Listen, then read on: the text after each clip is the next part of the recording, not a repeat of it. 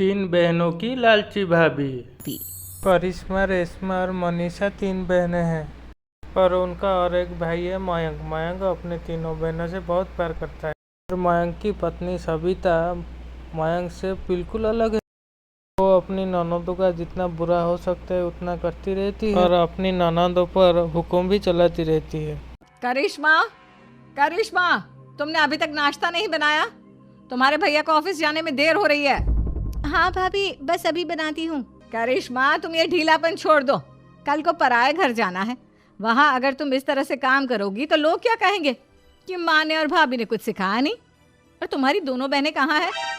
अब रेशमा मार्केट गई है और मनीषा सो रही है। क्या? सुबह के 8 बज रहे हैं और ये महारानी अभी भी सो रही है? ये कहते हुए सविता अपने सास दुर्गा देवी के पास जाती है। माँ जी, देख रही हो अपनी बेटियों के तौर तरीके? क्या हुआ बहू, सुबह सुबह क्या कर दिया मेरी बेटियों ने? अरे एक तो अभी अभी उठकर किचन में गई है, दूसरी सुबह सुबह बाहर चली गई और तीसरी अभी तक सो रही है। क्या करूं मैं इन तीनों का, मैं तो परेशान हो गई हूँ। जा जाकर उठा उसे और रेशमा से मैं बात करती हूँ। सविता सीधा मनीषा के कमरे में जाती है, उससे बोलती है, महारानी जल्दी उठो, सूरज सर पर आ गया है। भाभी थोड़ी देर और सोने दो ना, मैं रात को लेट सोई थी। वो क्या ना, यूनिट टेस्ट चल रहे हैं। शराफत से उठती है या नहीं, या फिर पानी की भरी बाल्टी डालूं तेरे ऊपर? नहीं नहीं भाभी, मुझे बिस्तर में नहीं नहाना, उठती हूँ मैं। मनीषा आराम से उठकर बाथरूम पर चली जाती है। सभी बैठ कर आराम से नाश्ता कर रहे हुए तभी रेशमा हाथ में सामान लेते हुए बाजार से आ जाती है। तभी उसको सविता देख के उसके ऊपर बरस पड़ती है। लो, आ गई महारानी। ऐसा भी क्या सामान लाना था जो सुबह आंख मलते ही बाजार की तरफ रवाना हो गई?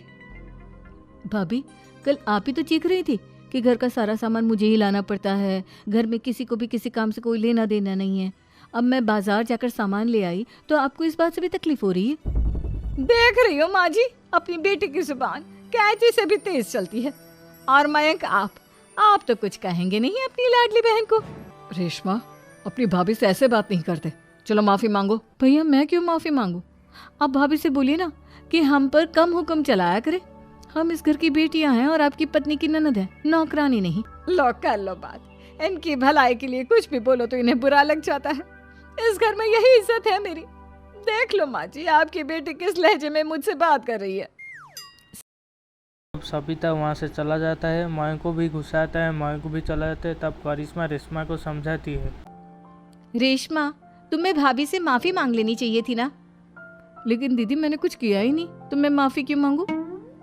हाँ का रेशमा दीदी, रेशमा दीदी जैसे ही घर में आई भाभी ही उन पर चिल्ला रही थी। हाँ, मैं मानती हूँ कि गलती भाभी की थी।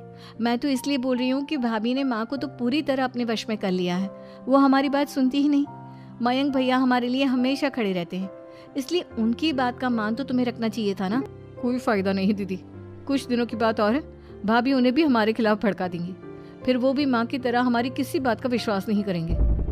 इसी तरह सविता अपने तीनों ननदों को किसी न किसी तरह का परेशान करती रहती थी। इसलिए एक दिन मयंक अपने तीनों बहनों के लिए गिफ्ट लाया। करिश्मा, ये तुम्हारे लिए हार का सेट। रेशमा, तुम्हारे लिए सुंदर सी ड्रेस।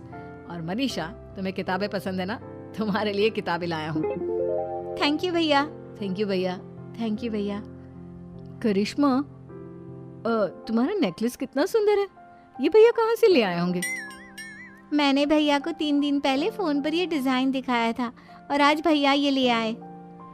सविता अपने ननदों का गिफ्ट देख के जल गई। करिश्मा का नेकलेस उसे भी पसंद आया था। अपनी बहनों के लिए कितना अच्छा नेकलेस लेकर आए हैं। मुझे कभी कोई गिफ्ट नहीं दिया। मैं आज ही ये हार चुरा लूंगी। इसी तरह सविता करिश्मा का हार चुरा लेती है। इसी तरह उसको जो भी पसंद आता था वो उसको ननद को बोलता नहीं और रात के अंधेरे में सब कुछ चुरा लेता था। इसी तरह दिन का दिन बीतता गया। एक दिन मयंक अपने बहनों के लिए शादी लेके आया और घर में सबको बोला, माँ, करिश्मा और रेशमा के लिए बहुत अच्छा रिश्ता आया है। वो लोग कल इन्हें देखने आ रहे हैं। आप और सविता मिलकर सारी तैयारी कर लेना। ये बात सुनकर करिश्मा रेशमा खुश हो जाती है पर सविता खुश नहीं है। अगर इन दोनों बहनों की शादी हो गई तो घर और बाहर का काम कौन करेगा?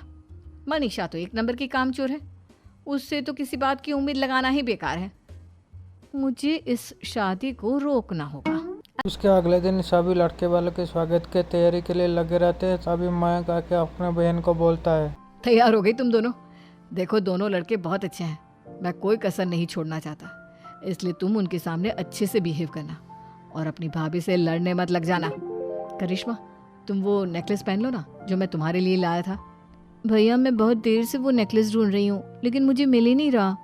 क्या तुमने नेकलेस खो दिया? तुम्हें पता भी है वो कितना महंगा था?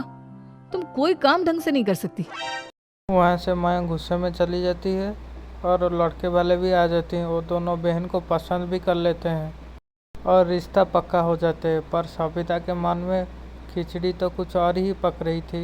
वो पंडित के पास जाकर करिश्मा का कुंडली बदलवा देती है।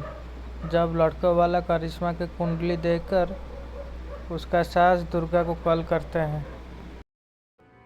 बहन जी, हमने करिश्मा की कुंडली अपने पंडित जी को दिखाई थी। आपकी बेटी की कुंडली नहीं बल्कि दोषों का पिटारा है। देखिए, मैं और मेरे पति इन सब बातों में बहुत विश्वास करते हैं, इसलिए हम आपकी बेटी से अपने बेटे की शादी नहीं करा सकते। इस तरह करिश्मा का रिश्ता टूट जाता है और घर वाला का मन बहुत दुख होता है। इस तरह कविता सोचती है, चलो करिश्मा का तो रिश्ता टूट गया, अब रेशमा का भी रिश्ता तोड़ना है। क्या करूं? सविता किसी अननोन नंबर से आवाज बदलकर रेशमा का ससुराल को कॉल करती है। हेलो, मैं कौन हूँ कौन नहीं ये आपके लिए जानना ज़रूरी नहीं। बस इतना सुन लो कि रेशमा का 2 साल से किसी के साथ अफेयर चल रहा है। बस रेशमा का रिश्ता तोड़वाने के लिए कविता को इतना कहना तो बहुत जरूरी था। उसके बाद दुर्गा और मयंक ने रेशमा को लड़के के बारे में बहुत पूछा। तो रेशमा बोला, ना जब कोई है ही नहीं तो कहाँ से लाऊं मैं कोई लड़का? तो तेरे होने वाले ससुराल वालों को फोन किसने किया था? माँ मैं नहीं जानती किसने फोन किया था, मैं सच कह रही हूँ। मैं तो पहले ही कह रही थी इसकी लगाम खींच कर रखो, लेकिन मेरी सुनता ही कौन है। आप चुप रहिए भाभी, ये सब आपका ही किया धरा है। अब तीनों बहनों को विश्वास हो जाते हैं ये सब अपने भाभी ही कर रही है। इसलिए वो एक वकील बुला लेते हैं। घर में हिस्सा मांगते हैं। देखो भैया, माँ बाप की जायदाद में जितना बेटों का हक होता है उतना ही बेटियों का, इसलिए इस घर के 4 हिस्से होंगे और हमें अपना हिस्सा चाहिए। मैंने तुम्हारे लिए क्या क्या नहीं किया और तुम इस घर में हिस्सा मांग रही हो? भैया, आप और माँ हम बहनों की कोई बात नहीं सुनते हो और भाभी हमारी शादी नहीं होने देगी क्योंकि उन्हें लगता है कि आप हमारी शादी में ज्यादा पैसा लगाओगे और उन्हें हम जैसी फ्री की नौकरानी कहाँ मिलेगी। तो हम भाभी के साथ तो रह नहीं सकते, हम बहनों को अपना हिस्सा चाहिए। अरे तुम्हें शर्म आनी चाहिए अपनी भाभी पर ऐसा इल्जाम लगाते हुए। वो तुम्हारे बारे में कितना सोचती है। हाँ माँ, भाभी हमारे बारे में बहुत सोचती है। दिन रात बस यही सोचती रहती है कि किस तरह से अपनी तीनों ननदों को परेशान करूं और कभी मुझे पढ़ने भी नहीं देती। दोनों बहनों का रिश्ता भी तो इन्होंने ही तोड़वाया है और रात में हमारे कमरे में आकर हमारी चीजें भी चुराती हैं। तो सविता के तीनों ननद अपने बात पर अड़ी रही। बात इतना आगे तक बढ़ गया, कोर्ट तक चला गया। तो सविता जब सोचा कि अपने तीनों ननद नहीं मानेगी, तब सविता सारी सच्चाई अपने पति और सास के सामने मान गई। अपने ननद के सामने माफ़ी मांगी।